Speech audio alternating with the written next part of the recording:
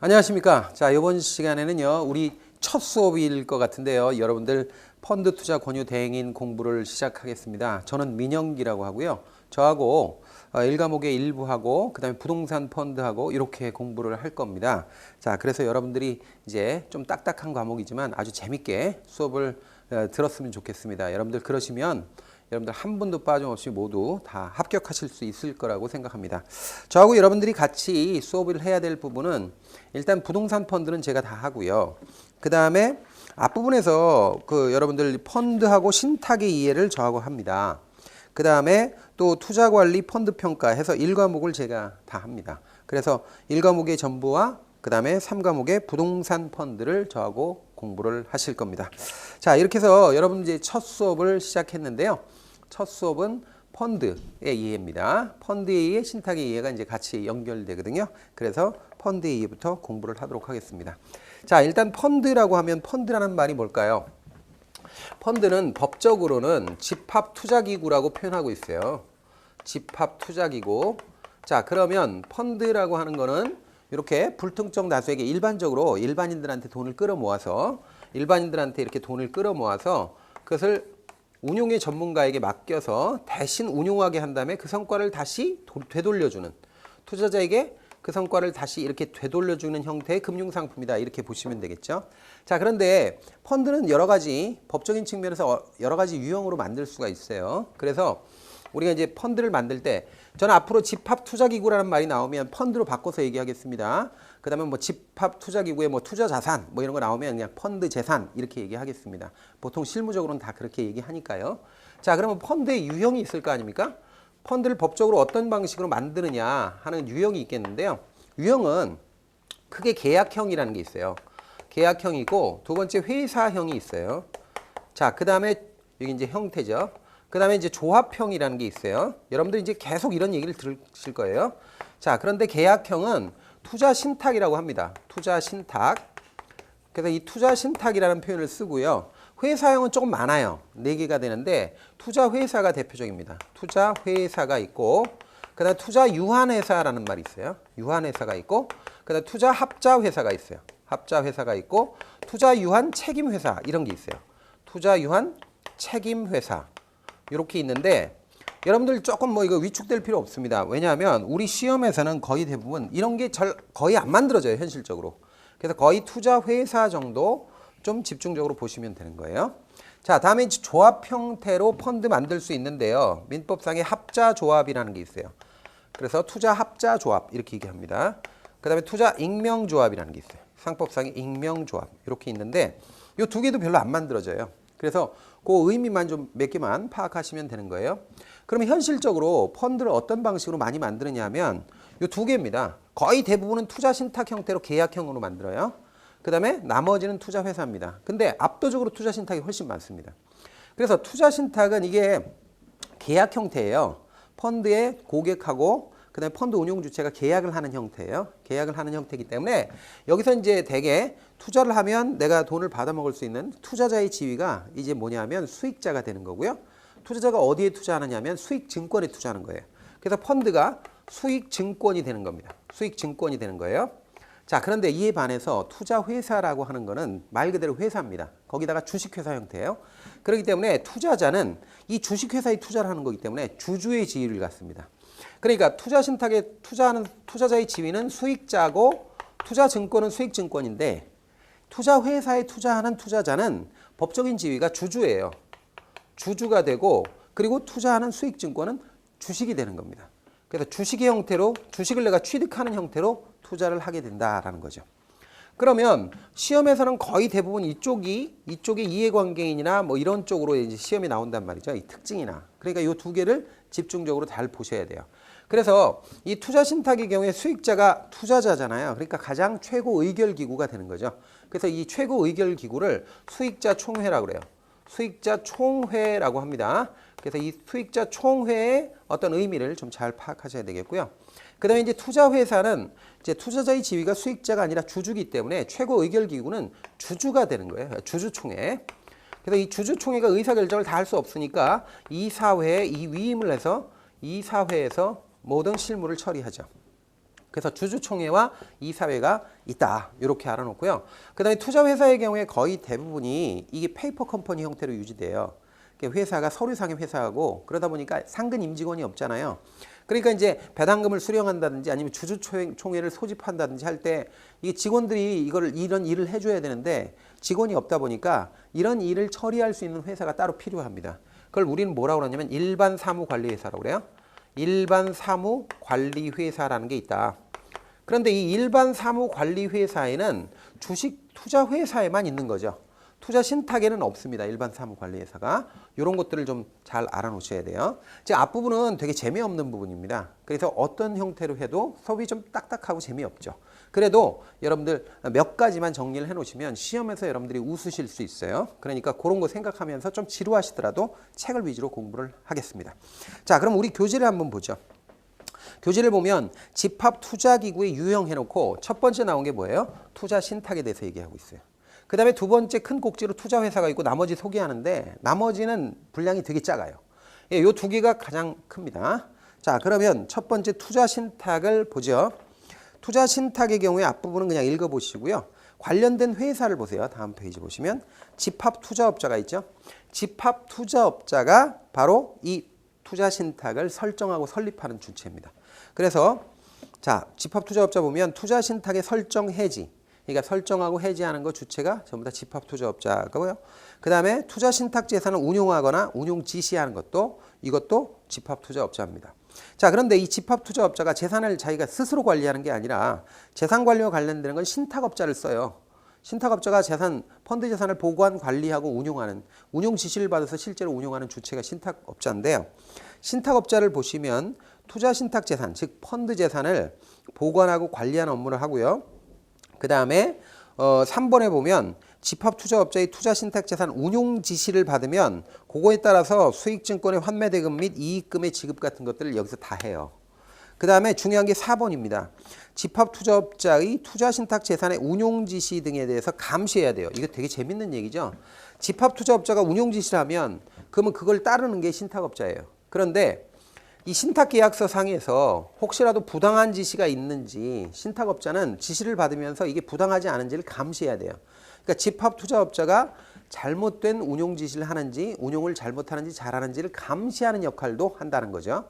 그래서 이 신탁업자는 일방적으로 지시만 받는 게 아니라 감시도 한다는 거 꼭 기억하셔야 돼요. 그래서 감시에다 동그라미 해놓고요. 나머지 뭐 신주 수령이나 상환금 수입이나 운용이자를 받아들이거나 이런 거 전부 다 신탁업자가 한다. 그래서 실제로 운용 지시를 받아서 그 운용 지시 내용대로 이행하는 게 신탁업자다. 이렇게 알아놓으시면 되겠습니다. 자, 다음에 이제 판매회사는 집합투자증권, 펀드를 판매하거나 환매하는 업무를 하죠. 이런 거는 이제 증권사나 은행에서 해줍니다. 수수료 받고요. 자, 다음으로 이제 그림이 있는데 그림은 한번 보시고요. 자, 이제부터 조금 머리 아픈 거를 하겠습니다. 그림 밑에 보면 신탁계약의 변경이 나오죠. 자, 보세요. 신탁계약의 변경이라는 게 이 펀드가 신탁계약이거든요, 일종의. 그럼 여기서 혹시 펀드 사항에 대해서 운용에 대한 사항에 대해서 변경할 것이 있으면 고객들 돈을 댄 최고의결기구에 결의를 받아야 돼요. 그 최고의결기구가 뭐죠? 수익자총회죠. 그러니까 수익자총회의 결의를 받아야 하는 사항, 이런 것들을 지금 나열하고 있는 겁니다. 그러면 수익자총회가 투자자들이잖아요. 투자자들의 결의를 받아야 될 건 투자자들에게 약간이라도 불리한 것들은 다 결의받아야 돼요. 그래서 결의가 필요한 내용 1번 보면 자, 집합투자업자, 신탁업자 등이 받는 보수, 그 밖에 수수료 인상이라고 돼 있죠. 인상에다 동그라미. 수수료를 보수나 수수료 같은 거, 수수료 등을 인상하는 거는 고객 입장에서는 수수료 더 받겠다는 거니까 고객 입장에서는 불리한 거잖아요. 그러니까 고객들의 모임인 수익자총회에서 결의를 해줘야 된다는 거예요. 근데 주의할 건 인상은 결의가 필요한데 인하는 결의가 필요해요, 안 해요? 수수료를 깎아주는 거, 그건 물어보지 않고 깎아주면 됩니다. 이건 결의가 필요 없습니다. 왜? 이거는 수익자들에게 좋은 거니까. 이해가 되시죠? 그래서 결의가 필요한 거는 수익자에게 불리한 게 결의하는 거예요. 자, 그래서 인상이라든지 신탁업자를 변경한다든지 계약기간을 변경한다든지 그다음에 6번에 보면 집합투자업자가 변경된다든지 그 다음에 환매금지형 부동산 투자신탁이 아닌 투자신탁의 환매금지형 부동산 신탁계정으로 변경한다든지 이건 환매금지가 안 되는 거기 때문에 고객 입장에서는 환매가 되다가 환매가 안 되는 걸로 바꾸는 건 고객 입장에서 불리한 거거든요. 그러니까 이건 결의를 받아야 된다는 거죠. 자, 그 다음에 환매대금 지급일을 연장시킨다. 이거 고객한테 불리한 거잖아요. 그러니까 수익자 총회에서 결의를 받아야 된다. 그런 얘기입니다. 그래서 다 보면 조금이라도 수익자들에게 어떻게 돼요? 좀 불리한 사항은 수익자 총회에서 결의를 받아야 된다라는 거 알아놓으시고요. 다음 페이지 신탁계약의 변경, 공시, 통지 이거는 그냥 읽어보시고요. 그 밑에 수익자 총회 봅니다. 이거 수익자 총회에 관한 내용 중요합니다. 이거 알아놓으셔야 돼요. 수익자 총회는 주식회사 같은 경우에는 주식회사 같은 걸로 생각하면 이게 주주총회 같은 거예요. 그래서 수익자 총회를 누가 소집하느냐? 소집권자부터 알아놔야 돼요. 그래서 수익자 총회 보세요. 수익자 총회는 집합투자업자가 소집한다. 이거 중요하죠? 수익자 총회 원칙적으로 집합투자업자, 펀드 회사가 소집하는 거예요. 집합투자업자가 일단 첫 번째 소집권자예요. 자, 그런데 이거 말고도 또 있다는 거죠. 그래서 그 밑에 줄의 끝에 보면 5% 이상을 소유한 투자자의 요구. 5% 이상 소유자의, 그러니까 수익증권의 5% 이상을 소유한 사람이 요구를 한다 하면 수익자 총회 열어야 돼요. 두 번째. 세 번째는 뭐냐면 신탁업자의 요구예요. 그 옆에 있죠. 세 번째는 신탁업자가 수익자 총회 좀 해야 되겠습니다 라고 요구하면 수익자 총회를 열어야 돼요. 그래서 이 세 가지가 소집권자다. 이렇게 알아놓고요. 자, 그 다음에 이제 의결 정족수를 봐야 되죠. 그래서 두 번째 단락에 수익자 총회의 결의는 출석한 수익자의 의결권의 과반수와 발행단 수익증권의 총좌수의 4분의 1 이상의 찬성으로 결의합니다. 4분의 1에다 동그라미. 다만 자본시장법에서 정한 수익자 총회의 결의사항 외에 신탁계약으로 정한 수익자 총회의 결의사항에 대해서는 출석한 수익자의 의결권의 과반수와 발행된 수익증권의 총좌수의 5분의 1 이상의 수로 결의할 수 있습니다. 이건 약간 완화시킨 거죠. 그래서 수익자는 수익자 총회에 출석하지 아니하고 서면에 의하여 의결권을 행사할 수도 있어요. 그러니까 수익자 총회에 나가는 게 좀 힘들잖아요. 그럼 서면으로 의결할 수도 있다. 다만 다음 각 호의 경우 수익자가 소유한 총좌수의 결의 내용에 영향을 미치지 않도록 의결권 행사를 한 것으로 봅니다. 의결권 행사를 한 걸로 보는 걸 간주 의결권이라고 하거든요.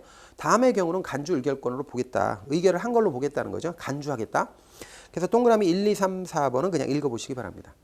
자, 기타 해당 수익자 총회가 수익자의 불참으로 성립하지 아니할 경우에는 이를 연기하여 연기 수익자 총회를 개최할 수 있다는 거야. 개최. 여기까지만 알아놓으시고요. 나머지는 됐습니다.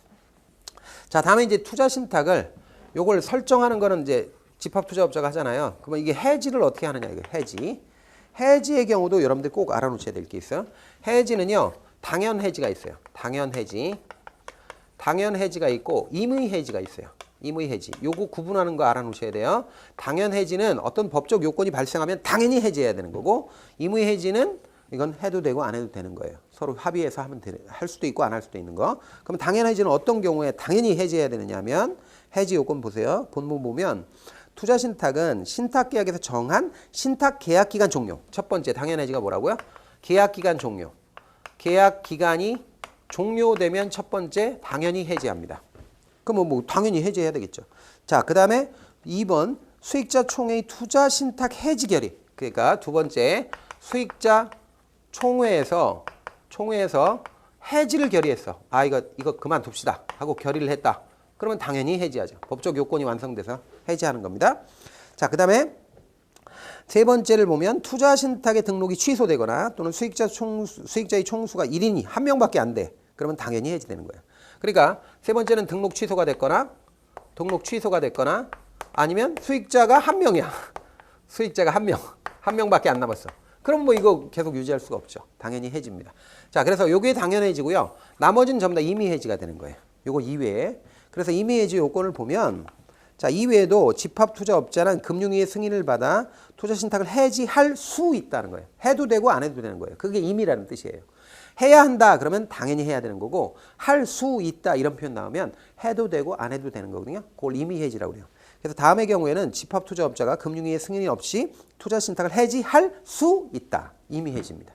그래서 어떤 거예요? 수익자 전원이 동의했다든가 수익증권 전부에 대해서 환매 청구가 발생했다든가 사모펀드가 아닌 펀드로서 설정 후 1년 되는 날에 원본액이 50억 미만이야. 50억도 안 돼. 돈이. 자, 이럴 경우에 투자신탁을 설정하고 1년 지난 후 1개월 계속하여 투자신탁 원본액이 50억 미만인 경우에 이게 너무 작잖아요. 그러니까 애초부터 이제 고객들이 안 오는 거죠. 이럴 경우에는 해지할 수 있습니다. 그래서 이걸 임의 해지 요건이다 이렇게 얘기합니다.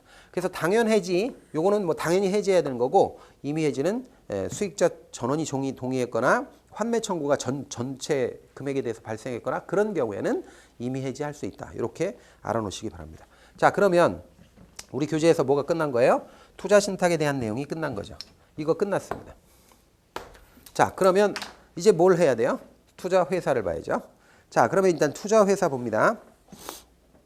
자, 회사형 집합투자기구의 다음 페이지에 투자 회사 봅니다. 자, 집합투자업자가 법인 이사이며 2인 이상, 2인에다 동그라미 감사, 감독이사를 줄여서 감사라고 그래요. 감사로 이사회 보세요. 이사회가 만들어져. 이사회. 이사회 나왔는데 여러분들 이사회는 투자 신탁하고는 관련이 없는 거예요. 투자 회사하고 관련되는 거예요. 자, 이사회가 이루어진 상법상의 주식회사 형태의 집합투자기구, 즉 펀드라는 거죠. 그래서 그 밑에 줄 끝에 보면 두 가지 투자기구 중의 가장 큰 차이점, 즉 얘하고 가장 큰 차이점이 뭐냐 이거죠. 투자 신탁하고 투자 회사의 가장 큰 차이점은 투자 회사는 이사회 및 주주총회를 보조하고, 그러니까 이사회 주주총회 있잖아요. 이걸 보조하고 그 일부를 대행해주는 일반 사무관리회사가 반드시 필요하다. 일반 사무관리회사가 반드시 있어야 돼요. 자, 그런데 투자 신탁의 경우에는 해당 투자 신탁의 기준 가격 산정을 위탁하지 않을 경우에는 반드시 일반 사무관리회사가 필요한 것이 아니다. 그래서 일반 사무관리회사는 여기 별로 필요 없다 이거죠. 그래서 일반 사무관리회사가 반드시 있어야 되면 투자 회사구나라는 거 알아놓고요. 그 밑에 이제 그림 한번 보시고요. 다음 페이지 보시죠. 자, 표가 나옵니다. 투자 신탁하고 투자 회사를 표로 정리해놨죠. 거기 보시면 그 표의 형태를 보면 투자 신탁은 계약 관계예요. 계약형이라고. 계약이에요. 계약인데 투자 회사는 회사죠. 회사 형태다. 자, 이렇게 되고요. 당사자를 보면 자, 투자 신탁의 이제 이해관계자는 집합투자업자, 신탁업자, 수익자, 뭐 투자 매매업자, 중개업자, 뭐 판매회사죠. 이런 거 있고, 그다음에 이제 투자 회사의 경우에 투자 기구가 있고 집합투자업자, 신탁업자, 그다음에 중요한 게 일반 사무관리회사가 있다는 거예요. 일반 사무관리회사가 있다. 요게 좀 다르다라는 거고요. 자, 다음에 이제 투자기구 관련 의사결정 관련되는 거 보면 투자 신탁은 최고 의결기구가 수익자총회예요. 수익자총회. 자, 그런데 투자 회사는 뭐죠? 이사회 주주총회. 이사회 주주총회. 이렇게 되는 거죠. 자, 그래서 그런 게 좀 다르다라는 거 알아놓으시면 됩니다. 자, 다음에 이제 투자 유한회사, 합자회사, 투자 유한 책임회사, 투자 유한회사, 합자회사, 투자 유한 책임회사 이렇게 있는데 이건 많이 안 다뤄지죠. 그래서 그런 게 있다 정도만 알면 되겠고요. 여기서 합자회사는 좀 볼 필요 있어요. 합자회사 중에 본문 중에 요 합자회사하고 여기 합자조합이 공통적으로 들어가는 지문이 있어요. 요걸 좀 알아놓으셔야 돼요. 투자 합자 회사하고 합자조합. 합자자 들어가면 주의해야 될 지문이 하나 있어요. 그걸 보시면 합자회사에서 다음 페이지 두 번째 줄에 이런 말 나와요. 이익배당 시 무한책임사원과 유한책임사원의 배당률 또는 배당 순서 등을 달리 적용할 수 있어요. 그러니까 만약에 이 펀드가 운용돼서 이익이 나잖아요. 이익이 나면 이 이익을 유한책임사원과 무한책임사원에 차등해서 배분할 수 있다는 거예요. 자, 그런데 다만 손실을 배분함에 있어서는 무한책임사원과 유한책임사원의 배분율 또는 배당 순서 등을 달리 적용하는 게 안 돼요. 그러니까 손실이 발생하면 똑같이 나눠야 돼요. 이익이 발생하면 이익을 차등해서 나누는 게 가능한데 손실이 나면 손실은 똑같이 나눠야 된다는 거예요. 이해가 되시죠? 그건 합자조합에서도 똑같습니다. 그래서 체크를 해놓고 넘어가세요. 그래서 이익배당하고 손실배당하고를 바꿔서 설명하는 경우가 있으니까 잘 보셔야 됩니다. 자, 다음에 이제 투자유한 책임사 뭐 이런 걸 읽어보시고요. 자, 그 다음에 조합 형태가 있죠. 조합 형태의 집합투자기구 요거 있죠. 근데 별로 많이 안 만들어지죠. 그래서 그냥 간단하게 소개하는 정도밖에 없어요. 그러니까 시간 날 때 읽어보시면 되는데 다만 조합에서도 합자조합은 요게 합자조합에서 합자회사하고 요거 비슷한 지문이 나온다 그랬죠. 그래서 합자조합과 관련돼서 다음 페이지 보시면 두 번째 단락에 세 번째 줄에 보면 이런 게 나오죠. 투자합자조합이 이익을 배당함에 있어 무한책임조합원과 유한책임조합원의 배당률 또는 배당 순서 등을 달리 적용할 수 있다. 이것도 똑같아요. 이익 배당할 때는 무한책임, 유한책임을 차등해서 달리 적용할 수 있는데 다만 손실을 배분함에 있어서는 무한책임조합원과 유한책임조합원의 배당률 또는 배분 순서를 달리 적용하는 게 안 된다. 똑같이 나눠야 된다. 그러니까 합자회사하고 합자조합의 경우에 공통적인 건 뭐다? 뭐가 공통적이다? 이익을 날 때, 이익을 배분할 때는 차등할 수 있다. 차등하는 것이 가능하다라는 거예요. 그러니까 유한책임, 무한책임, 뭐 그때 뭐 사원이라고 해도 되고 조합원이라고 해도 돼요. 이건 조합형이냐 회사형이냐 요건 차이가 있으니까 중요한 건 무한책임과 유한책임을 차등해서 적용하는 게 가능하다. 그런데 손실을 배분할 때는 어떻게 된다? 손실을 배분할 때는 차등하면 안 된다는 거예요. 그게 중요한 겁니다. 그래서 합자 회사하고 합자 조합이 공통적인 부분이 그런 부분이 있으니까 살펴보시면 되겠습니다.